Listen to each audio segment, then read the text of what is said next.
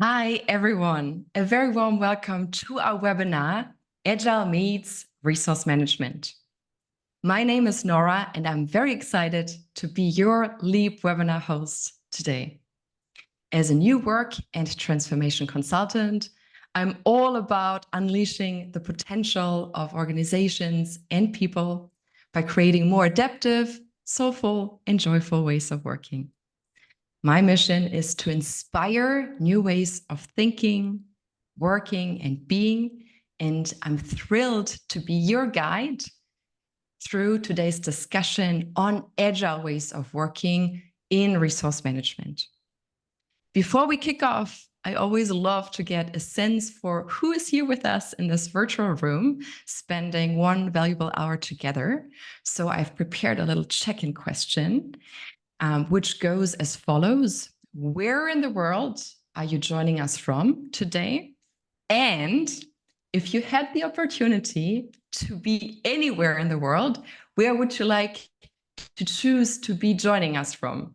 So feel free to type in your message into the chat. Make sure to send it to everyone. And I would love to hear from you. And also, dear panel, feel free to also answer the question to get warmed up.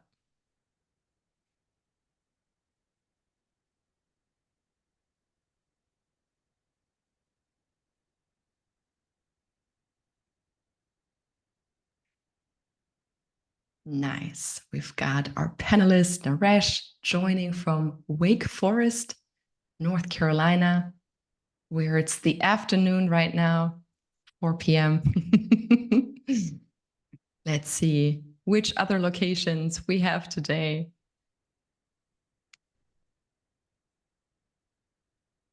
I can share I'm joining from beautiful Berlin in Germany, where it's very summery these days. We've got our other panelists joining from New Zealand. You would like to join from Antarctic. That's exotic. Nice. All right. I would say we can kick off. Thank you so much for checking in. So this is part of Rand's webinar series called LEAP, Igniting the Future of Resource Management. And our goal of this webinar series is to really reinvent the traditional approach to resource management and together unpack fresh and inspiring perspectives for the resource management community on how this future can look like. This webinar is brought to you by Run. Run is offering a resource management software, solving the very challenge of matching work to be done and finding the best suited people for the job. And I'm super happy to announce that it's actually Leap's birthday. We have been running this series for 1 year now. So we've got 12 very exciting episodes. And I would highly invite you to check out the other webinars. They are all recorded. So I think it's a huge gift to the resource management community. So I would love for all of you who are joining us today to benefit as much from the exciting topics.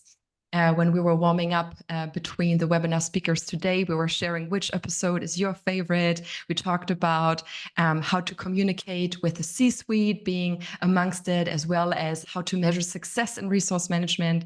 So yeah, feel free to check out the other webinars as well, as I think there's a lot of goodness that can help us grow the resource management community all over the world. And a huge shout out both to the wonderful speakers we've had so far and also to the wonderful team at Run for helping pull all the strings in the background. It wouldn't be possible without you. So without further ado, let's dive right into it. I would love to introduce to you our great panelists today. We've got two fantastic speakers, and I'm super excited to share a little bit of context on them. First up, we've got Kelvin Costa. Kelvin has 20 plus years of experience in digital transformation and agile methodologies, with a strong background of optimizing resource management to drive significant business outcomes at organizations like PwC New Zealand, where I know him from, and Ericsson. Why I'm especially excited to have him join. For Kelvin, it's all about the people. This is a quote he shared when we were preparing for this.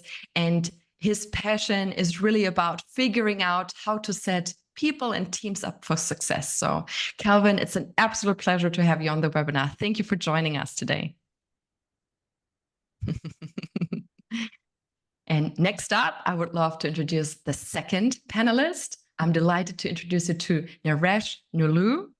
As Global Resource Manager at Udemy, an online learning platform, he has successfully implemented a professional services automation system, transforming resource allocation and transparency. Throughout his 14 years of resource management career, and prior to Udemy, Naresh played a key role at Red Hat, establishing a global resource management office. So there's lots of exciting agile experience that he brings, which I'm very excited to tap into today. Naresh, it's great to have you here. Thank you, Nora. Very excited and happy to be here. Nice. Awesome. And Todd is just sharing the chat is now enabled. That's fantastic. That's probably why there were only a few responses for the check-in. Thanks, Todd, for having our technical back in the background. So please, everyone, feel free to use the chat. We would love, love, love to hear from you. Any reactions, any thoughts, any resonance, please feel free to use the chat to share anything. We always love to hear from you. And also there is a Q&A function within Zoom webinar. So feel free to capture any questions that you might have come up during our conversation, because we will dedicate the last 15 minutes of our conversation to answer any questions that you might have. So this is all for you. Please feel free to pose any questions. And I'll do my very best as your host today to hopefully ask some great questions too. So let's partner up on that mission. Nice. And we've got Lisa joining us from Canada, and she wishes to be on a beach. I can very much relate. I'm sure Canada is beautiful too. Nice. All right. Are you ready to dive into our exciting topic of agile staffing? Naresh and Kelvin, are you ready to leave? Nice. So first up, Naresh, I saw that there are over 2,500 courses in the space of Agile on Udemy. So let's start by really looking at Agile. What does Agile mean, and how come it is so popular? Yeah, for sure, Nora. So even I didn't do enough research before this call that we had so many courses. So I'm very happy to see there are so many Agile courses on Udemy website. Now, what I did was I did a little bit of research to see what are those most popular courses. And I could find there are two courses which are most popular, which is Agile Fundamentals and Agile Project Management, which means that most of the people are interested to learn about Agile fundamentals and also how Agile can be used in terms of project management and in terms of Agile delivery. Now, quickly moving on to the definition of Agile, right? For me, Agile means flexibility, which means client can come back to us at any point with a redefined requirement, and we can start working on the redefined requirement and work on an iterative developments as requirements change aggressively.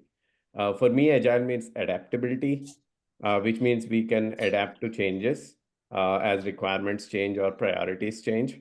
For me, Agile is collaboration, of course, because we go through a lot of stakeholder collaboration in terms of working on an Agile environment.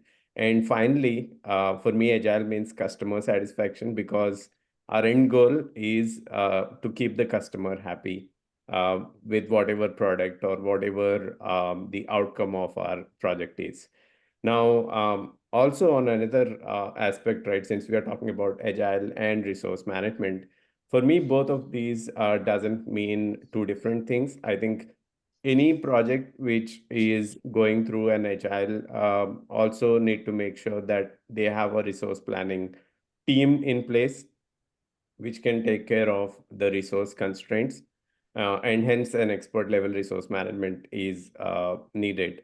In traditional project management, you might have situations where we assign people for a definite period of time, and we might just keep it relatively fixed.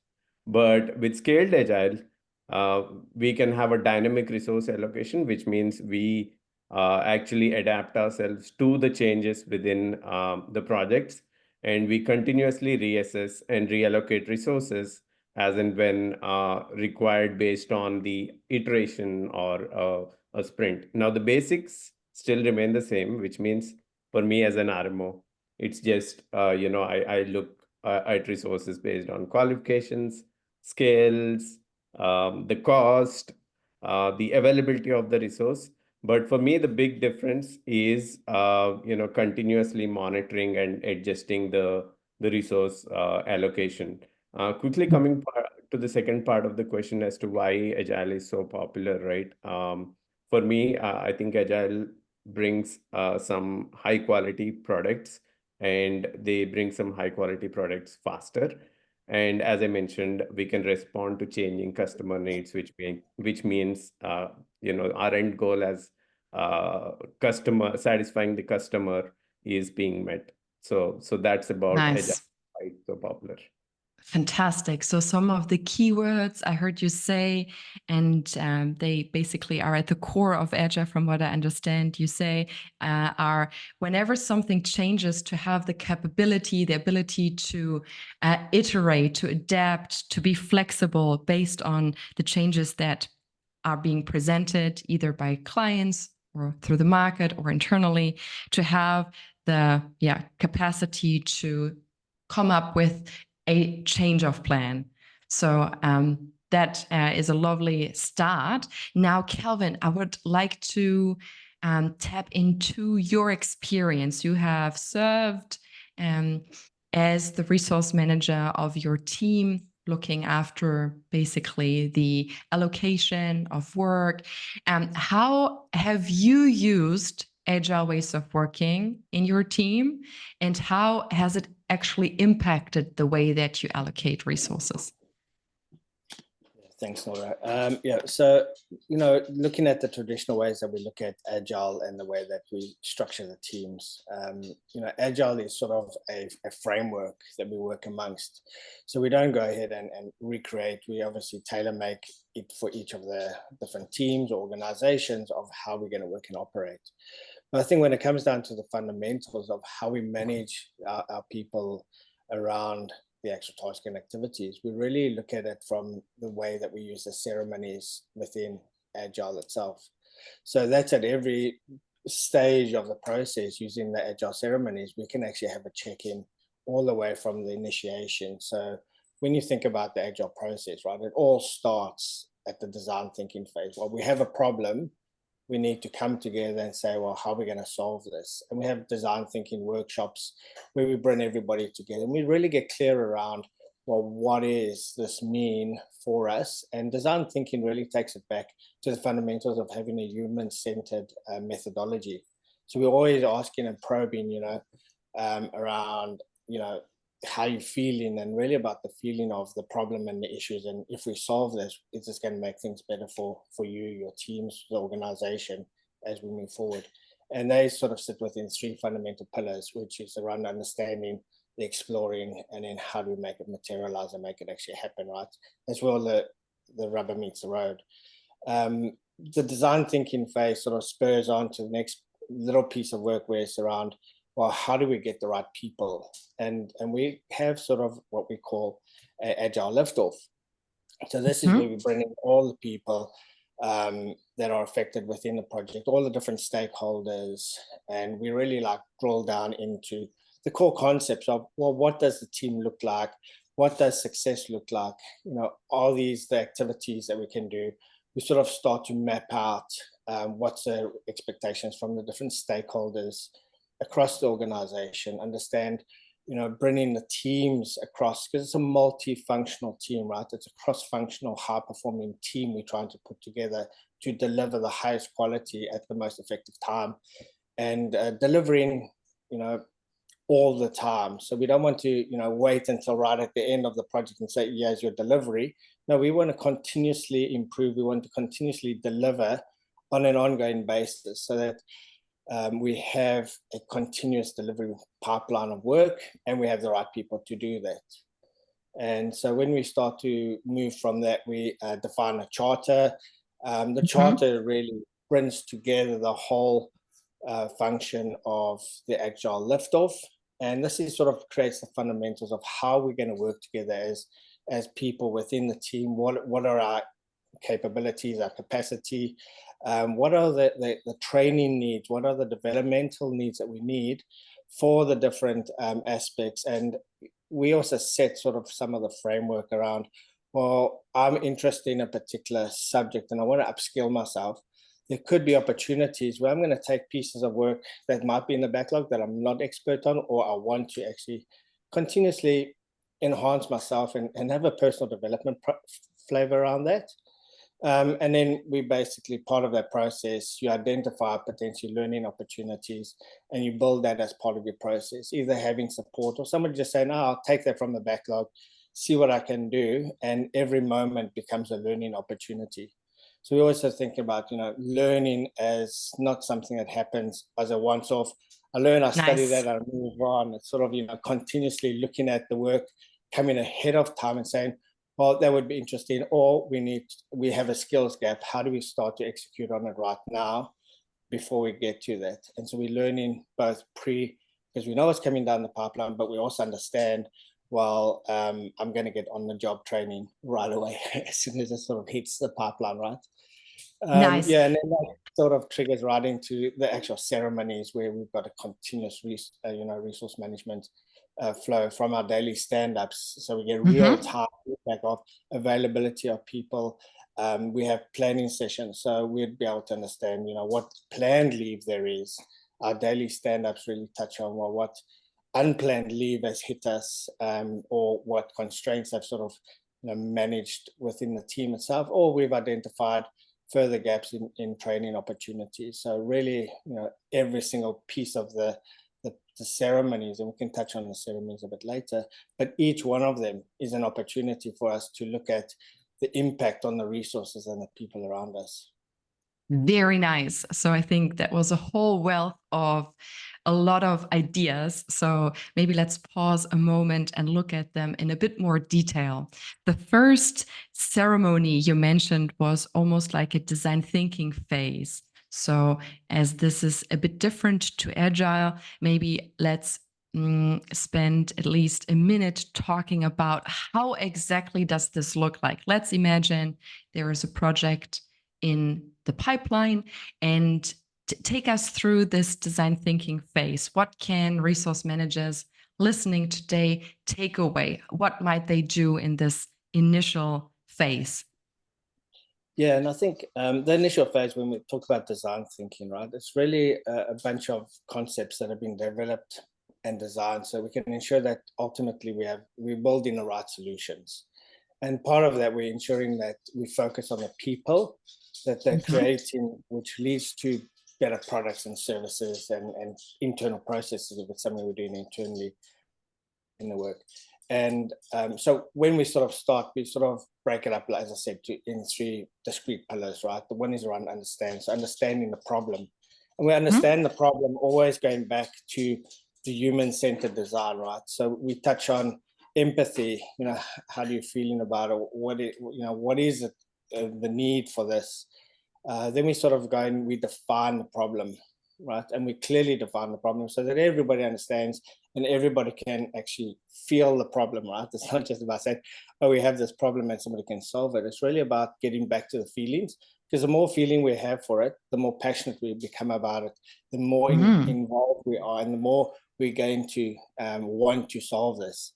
And we feel other people's pain, right? So part of the empathy is that you can listen to the person having the problem, or the team can actually listen firsthand and get real feedback from someone saying, I have this problem, this is why it's such a big problem, this is the need for it. And different stakeholders will take it at different levels, from the executive saying, this is an impact on business, all the way to the person that says, this is too much admin or too much excess, or whatever the case may be, if it's internal process or a problem we're having with a piece of software, whatever the case may be, right? Agile is not only for software development, it goes across an organization. 100%. Yeah. So what I find outstanding, what you're sharing, is to break a pattern, right? I think what we can notice in a lot of organizations, whenever there is a project, to jump right into it and start working on it and start doing. So I can almost reframe this first phase as a way of taking a step back and looking at the project from a lot of different angles and helping the team to really connect with what we're trying to achieve in the project before we actually start diving into it. So that's a very, I think, a new way of thinking, right? Which manifests in this, phase before the actual project starts. So let's take that idea of really understanding and defining the problem before solving it. That's step one. Awesome. And then you shared 3 concrete, let's say, meetings that you can then tap into once you have a clear understanding of the problem space and what you're trying to achieve. First, you mentioned the Agile liftoff. So I understood we invite different stakeholders regarding the project that we're about to do. And we really want to understand, who do we have on the team? You talked about a charter, which I think is a very nice idea for every resource manager. We talked about a resource management charter before in the January webinar, where Gary shared that he's using a team charter to really make very clear, to very precisely communicate what his resource management office is all about. So here we have the same theme of using a charter to map out capabilities, capacities, training needs. So we're really growing here as a team, as what I'm hearing, Kelvin. Is that correct? Getting to know each other. 100%, and because we're going to be a team, right? And really, you need that team dynamics, and it's really about, that we all focused on the same thing.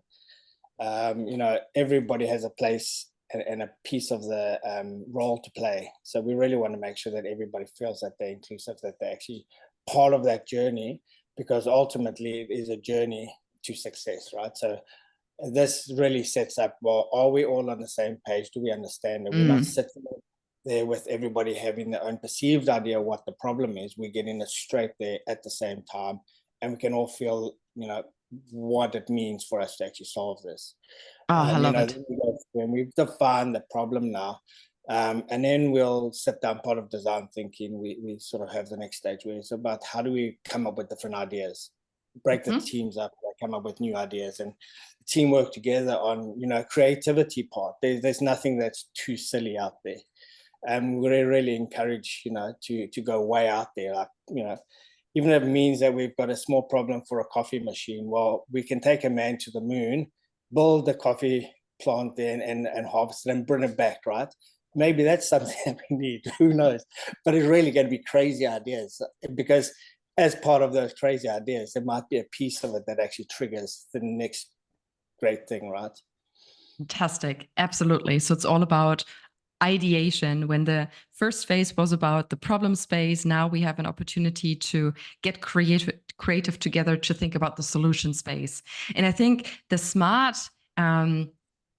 result that comes out of asking those questions and trying to figure it out as a team is you're already working very much as a team from the very beginning, and you unleash what you outlined so nicely, the passion, right? You get people excited about being part of the project, which is I think, key for a thriving team. Awesome. Now we've got the next Agile ceremony. And I was wondering, Naresh, if you would like to say a word or two about daily stand-ups and how they might relate to the world of resource managers. Yeah, for sure, Nora. So maybe I'll start with a practical example, right, in real life, Nice. because I've led a PSA implementation very recently. So what we did within the PSA implementation is, the agile as one of the agile practices is to keep having those regular stand-up meetings.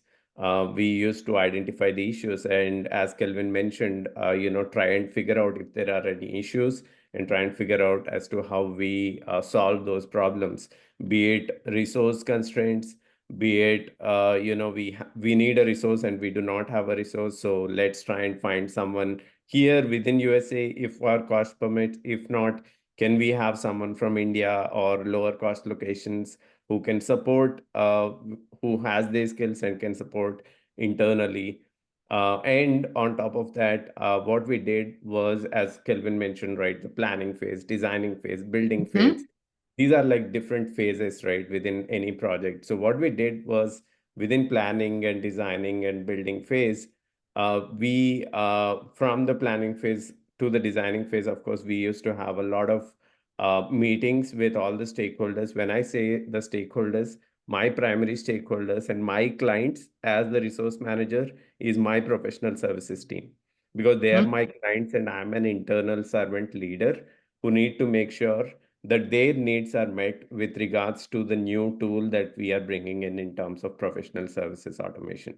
So what we did was we used to have during and the build phase, we used to have the demos, which we divided it into 3 different demos, which means we used to show them on a call by sharing the screen as to what we have achieved in terms of what their requirements were and how they have converted into actual requirements, wherein they can now visualize their requirements and how it has converted into a functionality. And then one thing we have learned after the first demo, which the implementation partner actually came on the call, and few of these functionalities that were promised that we will demonstrate on the call did not work. So, we had to accept our mistake there. And when we asked the implementation partner as to what the problem is, they mentioned, hey, someone from my development team might have changed the code overnight, right? So what we did was not only having a demo, we started having a pre-demo session right before the demo, which is between me and the implementation partner, making sure that every functionality that needs to be demonstrated on the call is working perfectly as needed.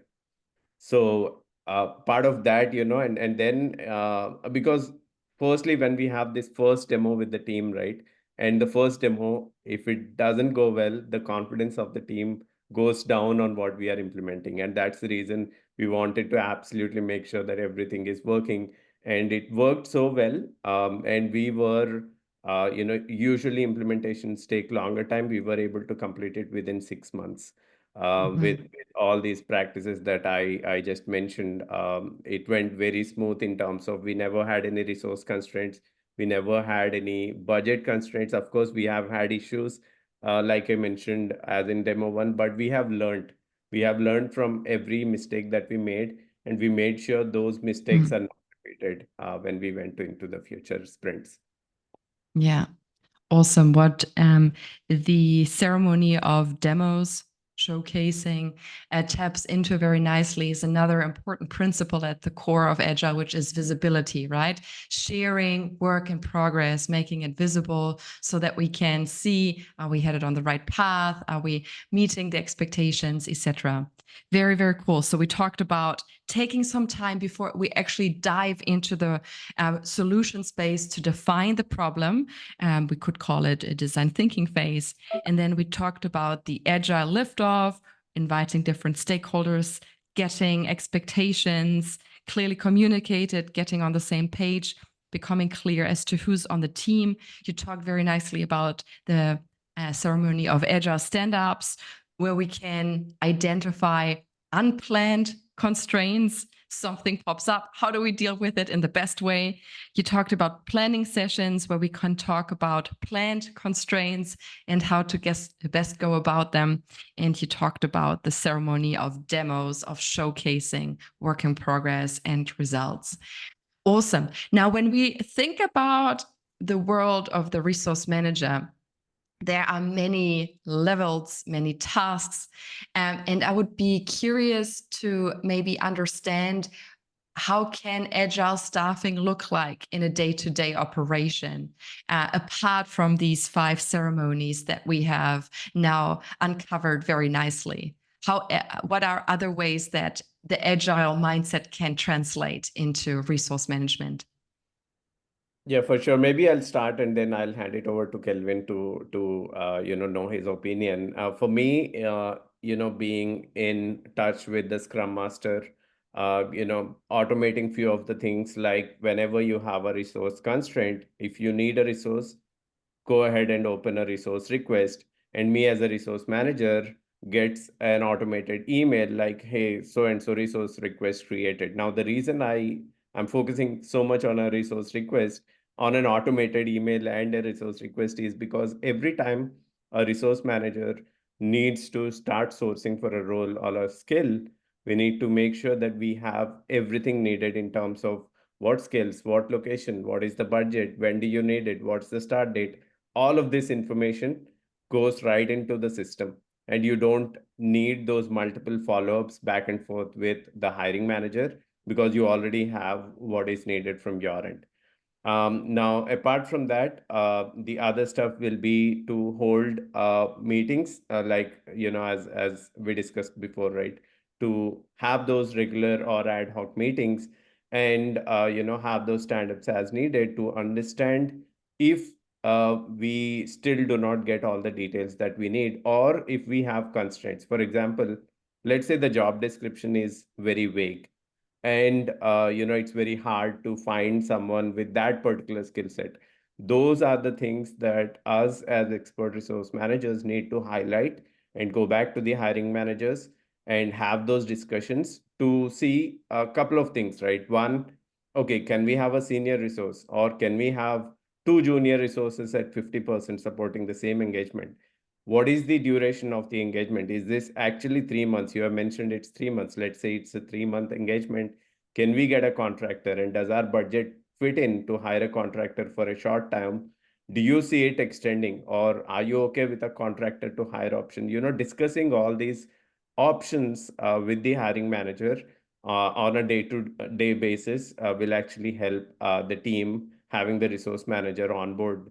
And the last thing, part of being a resource manager is being very proactive as well as reactive, because at a very high level you might say always be proactive, but it's not possible in real life. You will have surprises, but you need to work through those challenges each and every day, work collaboratively with all the stakeholders, with the practice leaders, with your hiring team, with your external recruitment team or the vendors, to get things going and to make sure that there are no resource constraints. At the same time, make sure that your resources are not getting underutilized or overutilized, especially focusing on the overutilization, because which means someone might be overburdened, and there might be their employee morale might get impacted, right? Because they are getting overburdened with so many projects on their hand. Now, in those cases, let's say, because all of us are aware, right, hiring someone from the market takes time. And if you do not have anyone internally, and if you're trying to hire someone, there needs to be some kind of stopgap arrangement, and you need to make sure that you are keeping the communication as transparent as possible, such as letting the hiring team know that, hey, we are in the process of identifying these many candidates. This is the challenge. We have interviews going on, or we have initiated the offer, and this is going to be the tentative date by which this person might join. All of this goes back to the transparency that I have highlighted before. Yeah, very nice. Awesome. Kelvin, is there anything that you would like to add in terms of agile staffing on a day-to-day operations level? How does it manifest? What advice can you share? Yeah, thanks, Nora. And just expanding on what Naresh just said. So really, at the end of the day, working within sort of an agile methodology and framework, really trying to do things over and over again, right? So it's a set structure. You have your weekly planning, you have your sprint planning, you have your quarterly planning, and all of that sort of is leveraged towards continuous improvement. So we're improving all the time. So we want to know that we are completing goals and objectives. One of the biggest challenges that you always have, that following through on anything, is keeping team morale up, right? And we have to always have those check-ins and making sure that the morale of the team is there. If you continuously just keep running week on and week off and never have something that you can actually show for it. So we really want to make sure, number one, is that our people, when they start to work on actual actionable tasks, that we're actually able to complete it. So we want to move things on our boards, whichever sprint boards we're using, that we're actually moving activity. So we're actually completing piece of work. So it's really about getting down to actionable tasks that we can complete within a couple of days, not a couple of weeks that you're sitting on one task forever, because it's really bad for us to say, oh, well, every day you're having a stand up and say, well, I'm still busy working on this activity. And a week later, you're still saying the same thing. So that sort of breaks down morale. So we want to boost it up. So we want to really make it that we have actionable tasks that we can actually deliver and have a definition of done and move it off the board. So have more of that happening. And another way that we want to do that is by measuring our successes, right? So having some type of benefit realization, some metrics and KPIs that the team are focused on to say, well, part of our rundown or drawdown charts, right, is what does that look like? How are we moving towards there? How are we starting to show our return on investment of our execution of either previous sprints of work, previous program increments or PIs, and how we're executing on it. So it's always about showing the rewards of the work that you've done. It's not just about doing the work, moving on and carrying on.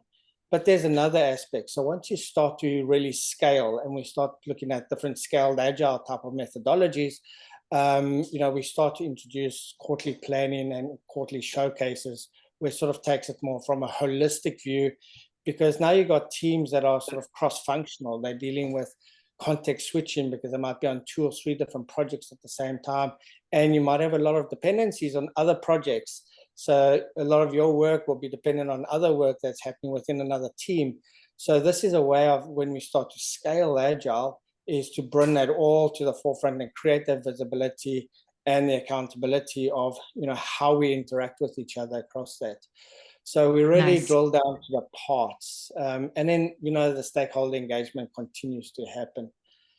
So we really focus on those aspects. And when you start to go into scaled agile, we talk about big room planning, and we look at those type of tools. But another aspect within sort of going to a scaled agile, what we've implemented in one organization would be sort of innovation and planning sprint, where basically we find that people get burnt out if you just keep on running full speed, chasing those activities and closing them down. It's just to give the team a chance just to step away from that work, be able to look at their own competence and personal development goals and objectives, possibly get a different project that's unrelated to the actual work that you've been doing, but it's going to set you in steps. So we have innovation and planning sprint, where people literally do that. We plan for the next quarter, and you sort of know the work that needs to be. You can see what gaps in training and personal development or developmental goals, and what skills we need to focus on. So I think, when we look at it just beyond just the ceremonies, there's all of this other stuff that's really focused to put people at the success of everything we do. Yeah, I love it. Thank you so much for pointing out those other levels, like continuous learning, constantly trying to see how can we do something slightly better, get better step after step, sprint after sprint, project after project, which is such an important aspect of Agile, as well as breaking big pieces of work down. I think that's such a key, and it makes work so much more enjoyable. You talked about how it keeps morale up, and I could not agree more. If we think about any big task, even at home, like cleaning up, I don't know, your wardrobe, right? That's a big task, depending on your wardrobe. So if you break it down to a manageable small first task, like the first drawer, right? Or just the socks department, it just becomes a lot more attainable. And I think that's the spirit of Agile, like breaking big pieces of work down so that we can check in after each of those small sets of work. Like, are we still on the same path? Has our course changed based on any circumstance? So thank you for pointing that out very nicely. You talked about the sprint board, which I would love to dive into. Before we do, our dear audience, we're coming slowly to the part where your questions have some airtime. So I would love to provide you the opportunity of capturing some questions. There are some questions I still have in my backlog, but I think yours are more important. So please let us know what is most valuable to you now that we have these two phenomenal experts here live with us. What are you most curious about when it comes to Agile for resource management? What would you like to learn more about? Please let us know, capture it in the Q&A section, and I will absolutely make sure we will have a look at your questions. Until then, I will pick up on your idea of using a sprint board. So maybe some people know what a sprint board is. For everyone on the call who doesn't, can you put it very simply? What is a sprint board and how does it serve resource managers with their work? Yeah, so within Agile, we have different types of boards that you can use. So I'll sort of look at sort of a Scrum board. So Scrum is just a type of methodology that we use within Agile, one of many. And the Scrum board, basically, we look at our tasks that we need to do. We sort of have a high-level view of what we're going to deliver in the next, let's say, 2 weeks, being a sprint. And we break those down into actionable tasks, and we build them into a backlog. So when we look at a board, we used to have stick-it notes and a big board way before COVID, and we'd like stick up and write down all of the tasks, and everybody who was involved in our sprint planning would have written down what they need to do to get a piece of work done. We'd then put the stick-it notes on, everybody would come around and we'd agree, and using with the stakeholders, we'd prioritize all of that work. And once we prioritize the work, it sits in a backlog of work. Now, the board itself has a number of things. You can almost think of it as taking a sticky note. You've written a widget you need to build, a part of a widget, and now I'm going to start working on it. So what I do is I take it from the backlog and I physically take it and I stick it on the next when that it's planned and prioritized, and we can start working on it as soon as I've got capacity and I've got the competence to actually do that piece of work. The next phase is I can take it off there and I can do it into doing. So the next row that we're going to look at is doing. So I'm physically doing this piece of work now. We've got our names on each of those activities. And because we know the team, the availability, and the capability that we have for them, we can then know for certainty that this is the amount of work we can actually get delivered. This is all planned. So when we come to unplanned, we need to pivot. But for everything planned, we know that we can execute, all things being equal, this amount of work. And then it's just about having our people just moving those tasks on, doing the work on the next piece of the work. And then there's possibly a blocker. So something's blocking me from actually completing this work, and we can move it into a block pile, or we can move it into, any amount of rows. It really makes sense for you in the project, how many you have and what is your process. So you map out your process flow of how a task moves. So it could move right into completed. In the development framework will go, sort of from dev work, dev completed, dev tested, and then you go into staging. So there's a whole host of how this little ticket moves along the board. So that's sort Fantastic. of a framework of how we look at a board. And I think this is such a valuable tool. If you're listening now and you take one thing away, think about how can you create more transparency around what you and your team are doing. I think this kind of Kanban board of, just having visibility on what's the backlog, what are you currently doing, and what's done at its simplest form is so valuable. So think about the Kanban board of something you can take away today. Very, very nice. Thank you. And just one question around, you mentioned prior to COVID, you used to use a physical board in the office. Do you, both of you, have any advice for virtual tools? So how can we basically replicate this transparency of tasks, backlog, doing, done in the virtual world? Which tools can you recommend? For me, Asana is definitely one of them. We have been using Asana for some time, and it's very effective in terms of assigning tasks or knowing the status of the tasks, who is working on it, and what is going on, what stage is the project on, all that stuff. Yes, so Asana is one of them. Nice, Calvin. A really simplistic one would be sort of something like Kanban. So one of the ones that you have out there. Jira would be sort of another one you can look at. And that sort of can be used for any types of processes or flows. When you move towards more to software development or development sphere, you start to possibly go into the cloud bases, and you can go into Azure DevOps and use the DevOps methodologies and use those type of boards that we have within DevOps. Nice. So yeah, I've used. It all depends where you want to, and what the tool set's really going to be utilized for. Nice. I can also recommend Trello. It's a very simple and effective tool. If you just want to get started, maybe have a look. I quite like it. Cool. Very nice. Please feel free to capture questions. I can't see any questions yet, so I'll just keep on going until I see something pop up.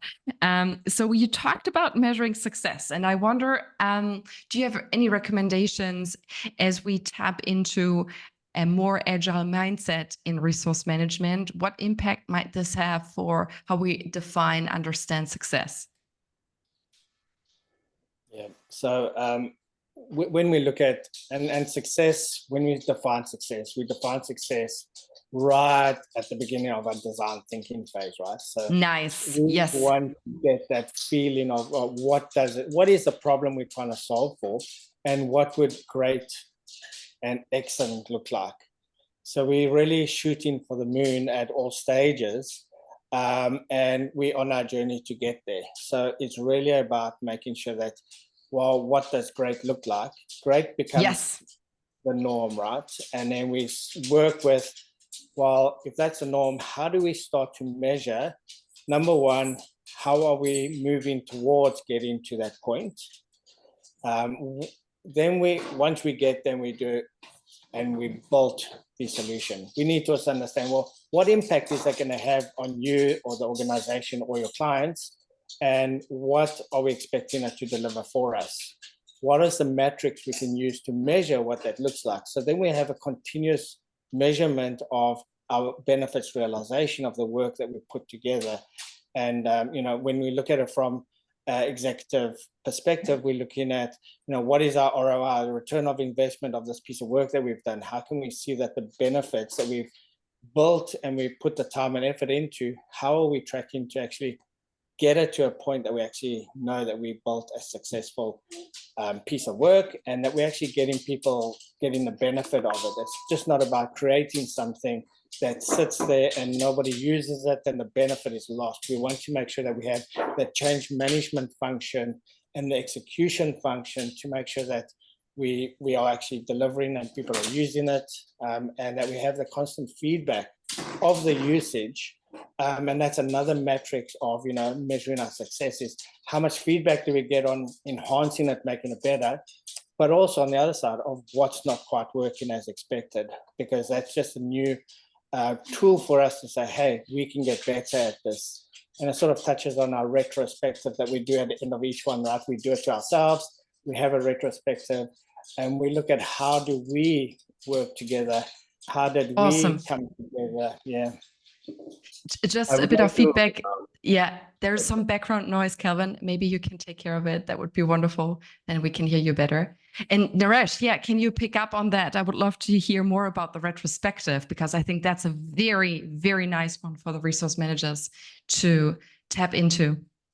Yeah, for sure. But before I pick on retrospectives, right, I would also, add a couple of points on the how I measure success, right, in terms of a resource manager. For me, effective resource utilization is one of the primary factors, and the way I would do it is by making sure the resources are optimally allocated, and pulling the utilization numbers, pulling the billability numbers, making sure the team members are neither underutilized or overworked.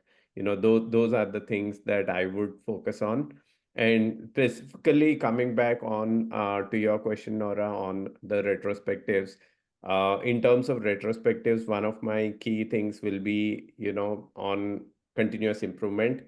Have we improved our processes and practices based on the feedback, right? And continuously learning, continuously improving ourselves, and continuously implementing those new practices that we have learned from our mistakes that we might have made. Nice. I love it.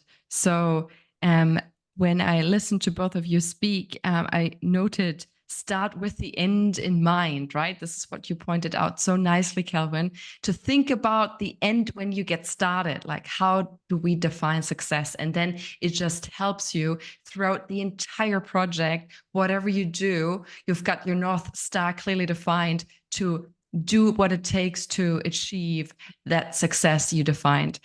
So I think that's a great point. I would absolutely highlight that. And then I think that the retrospective, personally in my life, it has been such a powerful tool to achieve continuous learning, right?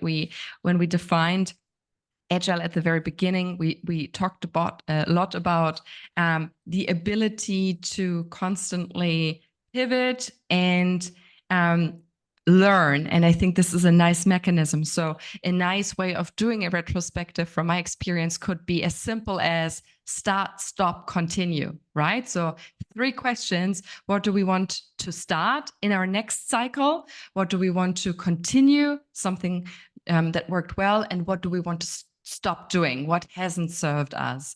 And it's just this moment of, usually we're so busy in the doing that we forget to take that moment of stepping back. And the retrospective is just this nice moment to step back, to look at what are we doing and how are we working as a team based on the success we defined at the beginning. What can we notice? What are some patterns that are blocking us? And what does this mean when we think about the next cycle? It may be the next milestone in our meeting. It might be the next project that we're doing together. How can we, what are one or two very concrete things we can focus on to get better at what we're doing?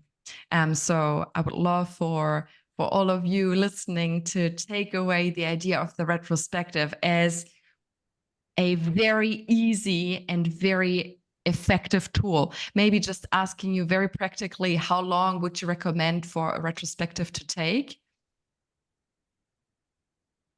So generally within our teams, we don't spend too much time on it. It's really like fire, get it over with. So 15 to 20 minutes. But what we've also done within some of our teams is really going back to that people aspect, right? And we also include as part of our retrospective is a section that we have is kudos. So anything we want to do for recognizing somebody in the team that's done something that's helped me or that's helped the work go on. So we actually have a section. So not only do we look at, we look at the retrospective as a mirror of the past and sort of reflecting back on what went well, what didn't go so well. And then, but we also plug into that, the kudos so that we have, your peers giving you recognition for a substantial piece of work or support that you've provided for the team to move it on. And then we take a lot of that stuff and we start to look at the things that didn't work so well, and then plug that together and say, well, what can we do to fix it, and build in sort of a task that goes into our next one. Let's get better at this. Exactly. Oh, I love it so much. It's such a simple thing to ask, like, what are you grateful for? Where did you see a team member behaving in a really helpful way? It doesn't cost you a thing. And when we think about team morale, which you talked about at the beginning, it's just such an effective way of, keeping up the passion, keeping up the morale and the excitement to foster collaboration. So I love that you mentioned this. Thank you so much. We're slowly but surely coming to an end. And that's why I would like to ask you a final quick wrap-up question. Looking forward, how do you envision the evolution of Agile resource management? What advice would you offer to other organizations considering similar digital transformations in their resource management strategies? Maybe I'll start first. So at a ground level, for me as a resource manager, RMO needs to monitor the planned hours and the actual hours, and then make sure that we are always aligned in terms of our budgets, because our projects and profitability is based on that. And not only that, the second part of it is on the reporting mechanism, the key KPIs that we need to work on, making sure the assignments of the resources roughly result in the number of hours that they have been assigned in terms of when we pull their timesheet numbers, right? Making sure that the assignment hours and the timesheet hours are matching with each other. Now, if there are, identifying the gaps or trends of underutilization or overutilization at the same time, and making sure we discuss with the stakeholders on improved ways of assigning and allocating resources, making sure we track the productivity, utilization, and try out different solutions, be it balance of workloads, be it start dates and end dates on the project, or be it utilization. Now, coming to the high level view, for me, we need to somehow figure out a way to move on from traditional spreadsheet, because that adds a lot of work, especially for the RMOs to maintain anything manually within spreadsheets. So we need to figure Yes. out a way. And that is where, a professional services automation tool will help. Personally, with my experience, my team was not used to maintain the projects within our old time tracking tool that we had. Now moving to the professional services automation tool has helped, because now we literally are able to pull all our reports connecting the tool to Salesforce.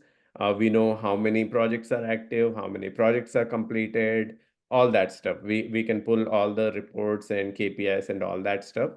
And for reporting purposes, I believe we can use some of the data visualization tools, like integrating your tools with something like a Power BI or Tableau, so that you can have the data visualization in place, and also making use of some technologies like an AI or machine learning or things like that, which can provide deeper insights into resource utilization and provide the visibility to all stakeholders, including your senior leaders at a very high level. Nice. Awesome. Thank you so much.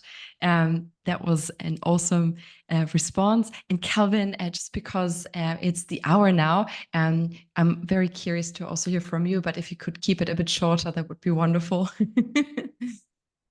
Yeah, I think so. Naresh has sort of spoken more around, the actual activity of the resource manager and all of those activities. I think, just to sum all of that up, I think it's just making sure that you're part of the team, that as a resource manager, often it's sort of sitting on the side and not really part of that actual team. But I think, if we look at a way of the future, is to say, how do we get resource managers actually part of the team and not only just looking at the number crunching and utilization, but actually being part of that process and being part of the journey from the beginning all the way up, not just midway when we say, okay, fine, now we have to start managing all of this. It's really about understanding the problem that we're trying to solve for. What are the empathy triggers that we need to address? What are the skill gaps right up front? Because then it's easier for us to manage and you get more of a buy-in as part of your role. Awesome. Thank you so much. I love that way of thinking to include the resource manager as part of the team. That resonates a lot. Wonderful. So we have come to our end. Thank you both very, very much for generously jumping onto this webinar, for sharing your wonderful expertise, experience with us. It's been an absolute pleasure. Thanks so much, Nora, for inviting us. And just a quick look into the future. In September, our LEAP webinar will dive into another extremely exciting topic. We're just on a roll. We talked about the gig economy in our July webinar. Today, we talked about Agile and resource management. And next month, we'll dive into the possibilities of AI and resource management. My colleague Todd is going to share the link. So if you're interested in this topic, please feel free to join us on September 30th. We've got the wonderful James from the team at Run. He's an engineer. He has played around with integrating AI in Run, so he can share from that experience, his takes, and many more inspirations from his mind, which I find very, very fascinating. So please feel free to join us on that occasion. And thank you all very much for joining us today. It's been a big, big pleasure to dive into this topic that's quite important and dear to my heart, agile ways of working for resource managers. I hope you found it useful. I hope you're taking a lot of insights and inspiration away, be it some of the ceremonies we covered, like defining the problem before you start diving into a project, the agile liftoff, the daily stand-ups, the planning sessions, the showcasing, demoing, the idea of continuously learning through retrospectives, the idea of the sprint board, where you can very easily create visibility of tasks, the idea of breaking big chunks of work down into daily tasks, and the idea of giving and receiving kudos every now and then. Those are some very concrete steps that you might find valuable. I would love for you to experiment with those. They all embody the agile spirit in their own way. So hopefully you found some inspiration for yourself. So again, Calvin, Naresh, thank you very much. It's been a pleasure. Thanks everyone for joining us. And I hope you have a lovely rest of your day, wherever you are in the world. It's 11 p.m. now in Berlin. So a good night from me and a beautiful day to wherever you are. Take good care. Thank you. Bye-bye.